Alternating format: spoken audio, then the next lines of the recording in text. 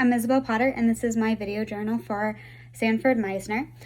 So originally I did not know much about Meisner, which was interesting. I have heard of him and his technique, but my theater teacher was very focused on Stanislavski. So she talked a little bit about him, but not much. I wish I had learned more, and it almost felt secretive, like Meisner was there, but no one ever really truly knew, which was hard. But I was really excited to do the readings this week. So one of the things that I found most interesting was you're focusing on your partner and what their objectives are and what their emotions are in order to react, which I find that so interesting because coming from a Stanislavski side where you're internalizing everything, what does your character want, what's their emotions, how would they walk, how would they talk, all of it with that focus, it's very your character versus going outward. Let's focus on the other person and the reactions will come naturally, which I actually find helpful.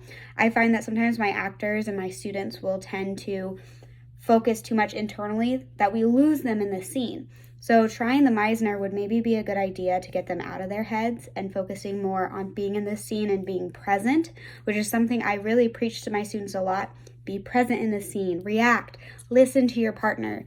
That's what's going to make you a great actor. So seeing that a lot of that comes from Meisner, I kind of learned I teach it a little bit without knowing. One of the things that I also found interesting from the reading was the repetition exercise, and then looking at our discussion boards and seeing how everyone else uses them. That was really useful. So I want to include that in my lesson plan and probably something I'll do in the classroom with even starting like one of the other students said where you're starting face to face and you list just physical attributes with no emotion. That's great.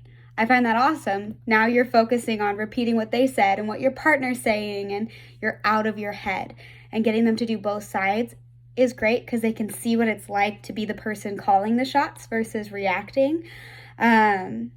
Regarding producing a play, I think this could really help with having them be present.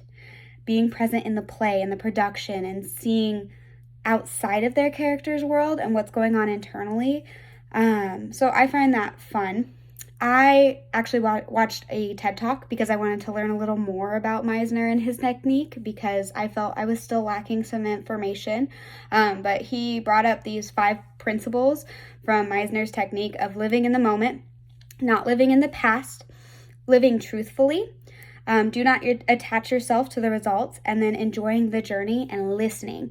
I found this so grateful. I kind of want to put this up in my classroom somewhere as like just principles for Meisner's acting, but it could also be used for life, right?